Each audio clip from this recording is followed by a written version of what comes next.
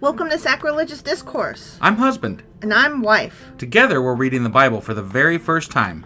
We grew up without religion and wanted to know what all the fuss was about. Well, what have we learned so far? That God is a dick, and apparently some people believe in talking donkeys. We're not trying to pass ourselves off as experts. Nope, we're just reading the Bible for the first time and giving our first take reaction. If you'd like to join us in this venture, you might consider starting at episode 1. Otherwise, jump in wherever you like.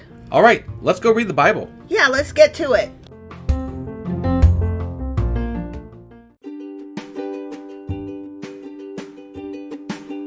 Hey wife, did you know that Anchor is sponsoring our show? Really? Don't we use Anchor to distribute our podcast on Spotify and Apple Podcasts? Yeah, and we are on just about every other platform available as well, thanks to them.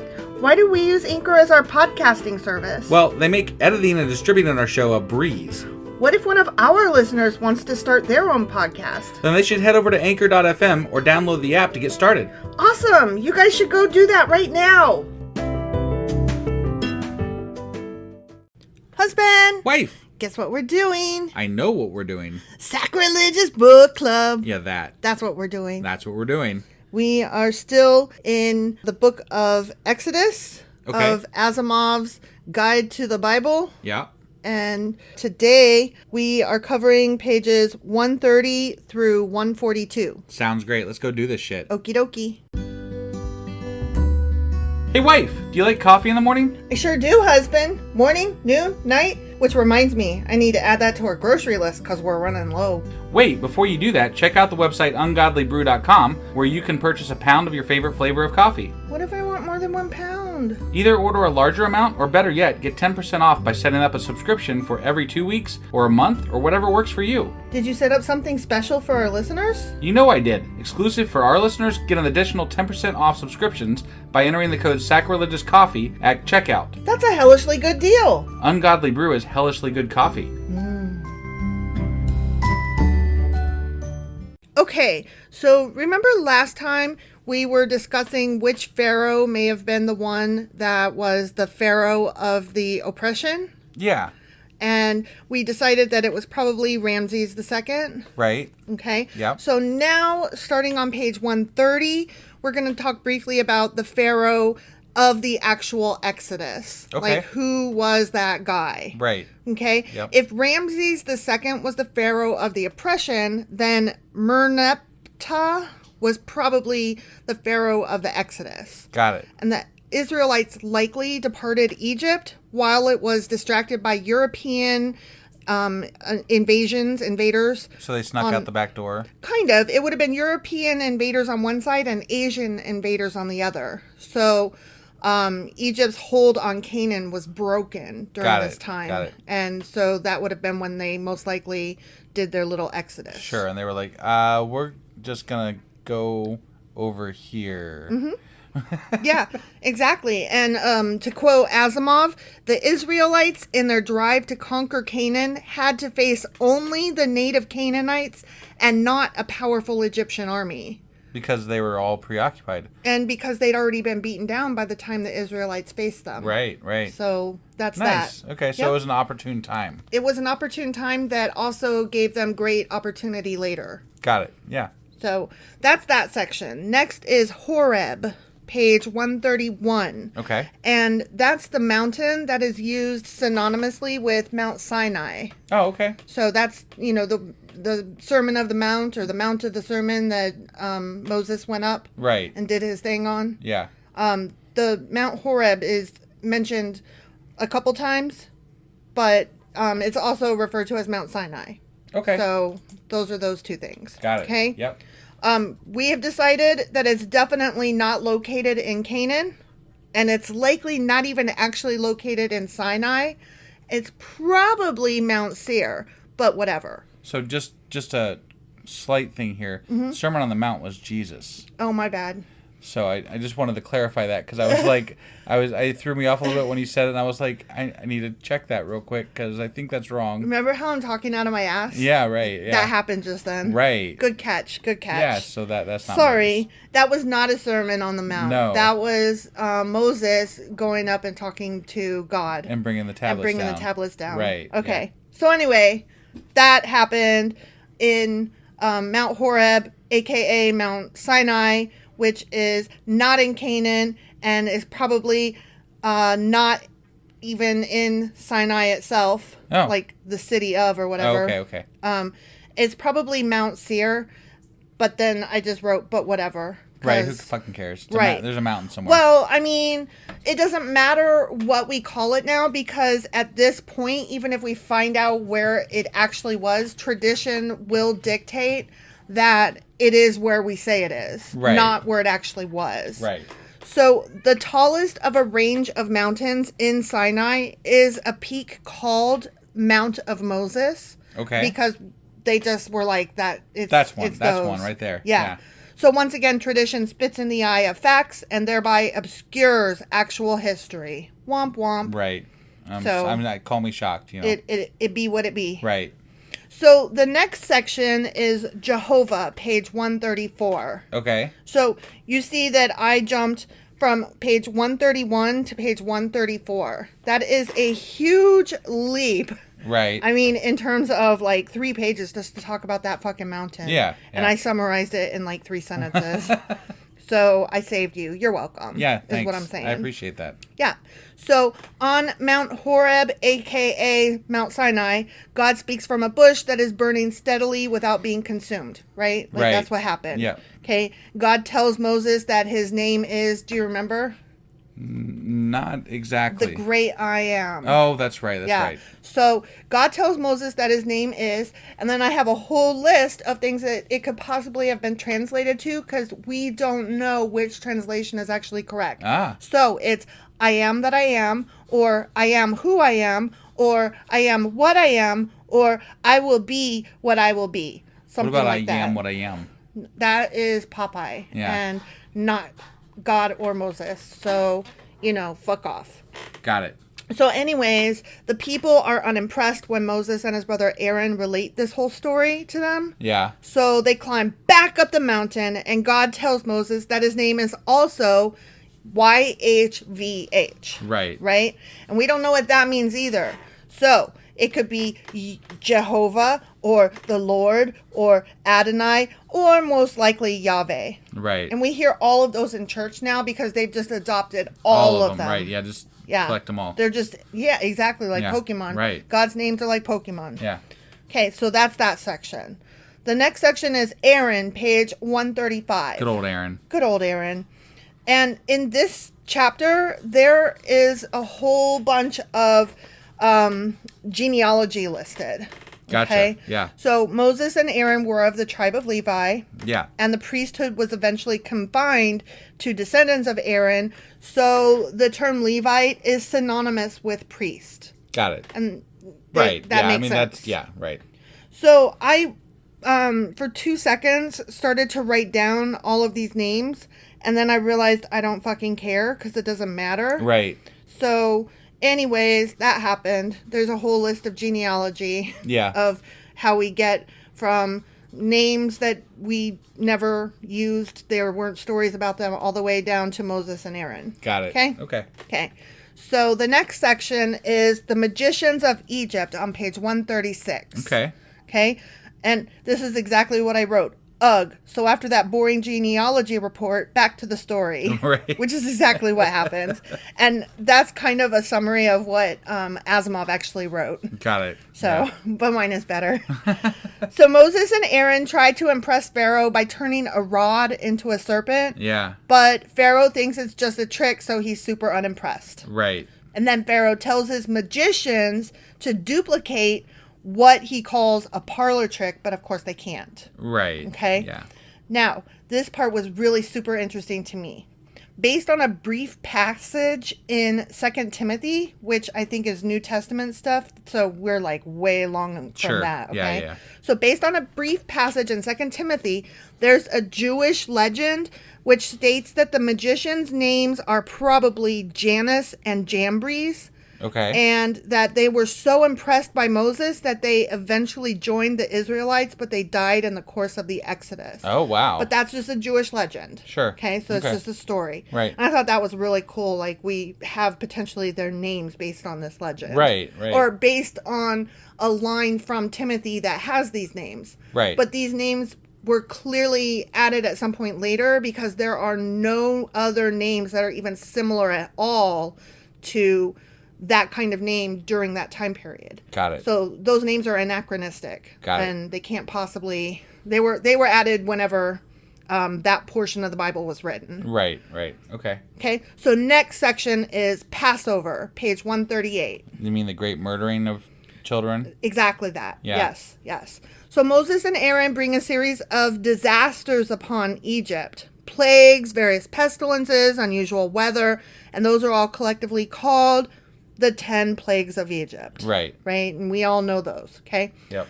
No reference to these plagues is found in any source outside the Bible.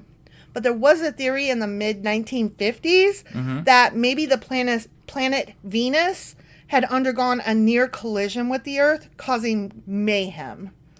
Really? Yeah. But no astronomers, scientists, or biblical scholars take this story seriously. I was like, that could be proven wrong in a minute. Exactly. But it was interesting. And think about it, Asimov wrote this only a decade after that. So it would have still been a scandal in his time.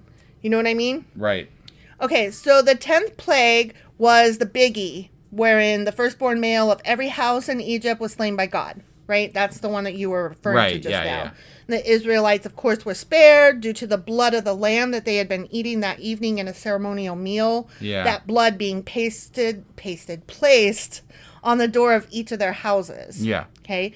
And this event actually marks the beginning of the escape from Egypt. Okay. And as well, the establishment of the Israelites as a nation, and is thus the Passover meal that is celebrated every year. Okay. Right. So that is like the start. Okay. I didn't realize that was like and now we are this. Like, I didn't realize that that's what you point to and say that's when it started. Got it. That's interesting. Did you know that? No.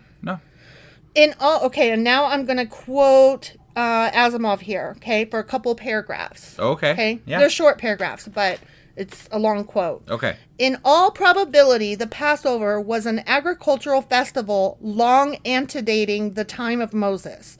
Such festivals are common in all agricultural societies. Americans have even invented one for themselves, Thanksgiving. Yeah. Usually, such festivals, even among the early Israelites, were thoroughly pagan in inspiration. The priestly writers of the Hexateuch could not revise the early traditions in too extreme a fashion. The various festivals were too popular and too deeply ingrained in tradition to be done away with. The best that could be done was to associate them firmly with some legendary event in biblical history and divorce them from idolatry. Gotcha. Passover, the most important of the agricultural festivals, was associated with the most important event in the early legends, the Exodus. Right. No, that's right? cool. And I mean, that's nothing we didn't already know, but I thought he just phrased that so succinctly that there was no way to summarize that. Right. No. That was great. I mean, we all know that, not we all know. I mean, most of us know that have done any research into the biblical stuff that, Christianity, Judaism, etc., adopted a lot of pagan ideas and a lot of pagan gods even, and just... They usurped that which came before them, and added it in or used it. But to me, some of the most interesting stuff is finding out how it was usurped, how it was taken over. Which part was old and which part was added. Right. So I didn't realize, remember we were... reading this, and at the time we were like, but Passover is Easter and Jesus related, so I don't understand why... But it's not so much, I guess. It is. Oh. It is. What happened was Jesus was crucified and resurrected during Passover season. Okay. Okay? And that's how those came to be associated with one another.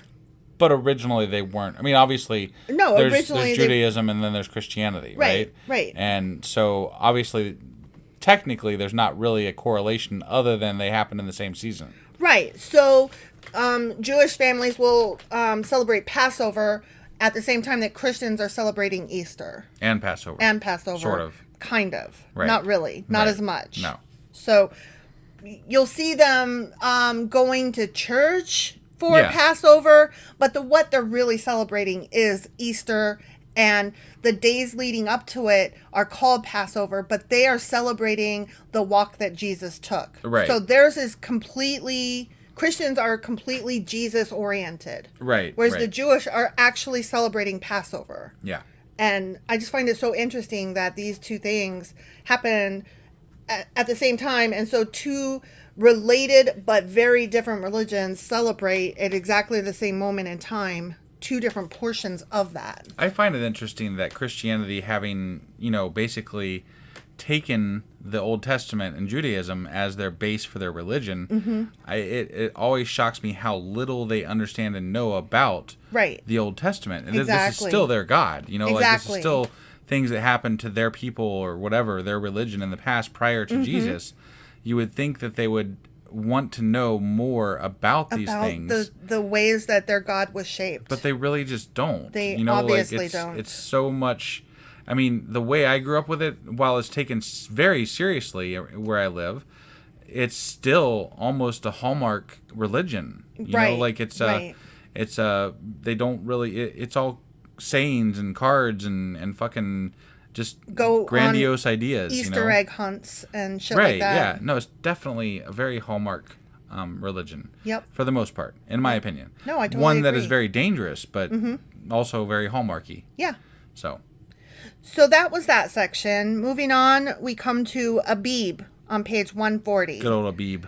Well, Abib is when Exodus took place, during the month of Abib. Oh, that's right. That's the months. Yeah, That's right. yeah. And Abib means kernel of grain, which makes sense. Sure. And there's a whole bunch of words that he wrote about that, but we literally just covered these months in one of our most recent reading of the Bible episodes. Look at us doing so good about I things, know, right? So I didn't summarize past that because Okay. I'm like, oh, we already did that. Basically, Abib is April, I think, right? Kind or of, thereabouts, maybe. anyway, Yeah, somewhere in there? Yeah, somewhere thereabouts. Okay. I'm not gonna say for sure, but that sounds about right, maybe. Right. Next we come to the Red Sea, page 140, and that's the The last. one that he parted? That's the last section that we're gonna cover. Okay. Okay. Yep. For today, anyway. All right. Okay. After the 10th plague, Pharaoh was finally like, "Oh my God, get!" Right. So he finally capitulated and was like, "You can leave." Right. For real this time. Right. And as I recall, there was more than one back and forth of "you can leave," but just kidding, and "you can leave, but only if." Right. And all that. That happened a lot. Yeah. Right. So, but he finally let them go. And you know what happens if you go? What happens? You wake up. Wake me before, up. You gotta wake up before. You go. You go. Yeah. Yeah. And don't leave me hanging on. Like a yo-yo. Like a yo-yo. Yeah. Yeah. Exactly. No, definitely. That's you got to do it that way. Do it that way. Right. Yeah. So these guys traveled east, which was the longer route. Because if they had traveled the shorter route going north... Wait, east. Okay, north. Yeah. Yeah. Like the map I drew that one time. Like, why it's 5 days walking. Yeah, if they had traveled north, it would have been the shorter route, but there were attackers from the north who would have totally taken on these newly liberated slaves who were unused to war. I see. So God had them go east to avoid all those bad guys. Yeah, God had them do that. Yeah. Right. So, I mean, for them, it's a good thing that they didn't go north, because then the story never would have happened. Right, yeah. That would have been so tragic, you know? But that answers that question. Right. Why they went east instead of north. Yeah. I mean, they probably knew. If they'd have gone north, we'd have had a whole different fucking religion today. Or none. Man, that'd be cool. That would be cool. Right. So, anyway, they went east and they found the Red Sea, one of the most unpleasant parts of the Indian Ocean. Okay. Okay? Yeah. Which, that answers that question. Like, before we were like, wait, is the sea part of the ocean? I think the answer is yes. Okay? A sea is part of an ocean. Or it's a, like, outpouring of an ocean. It's a piece of an ocean. Okay. It's where an ocean goes. We had talked about this before. Do you remember? No. But that doesn't sound right to me. Well, exactly. okay, Asimov said it, so it's got to be true. Okay, all right. He said that the Red Sea is one of the most unpleasant parts of the Indian Ocean. So, Gotcha. eat my ass. Okay. Okay? What are you looking up? I'm looking up the Red Sea. Okay.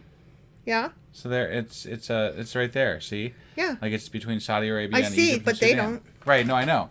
But it's so I guess it is like connected to the Indian Ocean, but it's almost set apart. Like it's almost. But it gets its source from the Indian Ocean. Right. It does. So that's why it's fully sourced from that. It's not sourced from anything else. True. And so that's why he calls it a branch of the Indian Ocean. Very true. Very true. Okay? So, anyway, it's the most unpleasant part of it because it's so fucking hot. Okay. And the Red Sea separates the African and Arabian deserts, and much of its water evaporates in the baking sun. And it's like got such a high salt content, which Yeah. I mean, we talked about that other river that Right. was similar situation. Right. Right. So, I mean, that's why we have in our head these images of the Middle East is nothing but hot desert. Because it is. Because it is. Right. Right. And then he went through this whole litany of possibly why it could be called the color red. Okay. But at the end of it, nobody fucking knows. Got it. Like, there's not even stories or legends. He was just postulating maybe it's because there was like a bacterial infection of microbes, which that can turn the water red. Right. It changes the pH level of the water. It could have been that there were red rocks or shells. Maybe it was from all the killing. There's just blood draining There into was the blood, sea. right. It could have been the way the sun set made the water appear red Right. from one angle. But, I mean, he's just putting all these ideas out like, I don't fucking know. Sure. And that's the end of that. Asimov doesn't fucking know, and we don't fucking know. The Okay. end. Okay? Got it. So that finishes that section. Okay. And, Didn't Moses part the Red Sea, though? well, but that's probably in the next section. Okay. Right now we were just talking about the geography and understanding of the Red Sea. Got it. Yeah. Okay. Keep in mind, Asimov is not really going through a reiteration of what happened so much as placing what happened. He's assuming you already know what happened, and he's placing that in context of history outside the Bible and geography of the time. Got it. Okay. So when I give these little this happened, that happened, that's him saying, remember how when you read the Bible, this happened, that happened? Right. And I'm like, yes, I totally remember. After I do all this research, hang on. Yeah, exactly. And yeah, that's why I'm glad I'm not doing more than once a week, because I would not be able to keep up. Right. So the next section that we will cover next week will be pages 142 to 153, and that will finish up Exodus. Wow, that's quick. That's quick. Yeah, I told you this section was much smaller, much shorter, and that this whole chapter, Book of Exodus, would only be 3 sections. Gotcha. So we have finished 2/3 of Exodus now. Okay. In Asimov's book club. Awesome. Okay. Yeah. So that is that. Did you have anything you wanted to add or comment on besides that our cat was being an asshole? Right? Our cat was being a complete jackhole. Like this whole episode, she was jumping on the table and Oh my shaking God. it and like attacking our chairs. Right? And now she's probably crashed out sleeping somewhere because we're finishing up. Yeah, yeah. So good on her. Yeah. She knew what to do. And we, the consummate professionals, went through this like nothing was happening. Like there was no cyclone in the background. I mean, they might have heard the cat meow a couple of times if they listened really closely. You might have heard the table shaking, Yeah, squeaking. that was That was pretty fucking bad. right. Oh well. Apologies, you guys. Yeah, if you heard it, sorry about that. Whatevs. Anyway, that was our Sacrilegious Book Club. for this Sunday, and we got our weekly replay today. If you do that thing, If you do that thing. right? And then tomorrow we will be back to our normal reading covering 1 Kings chapter 16. Yep, we will see you guys then. Bye.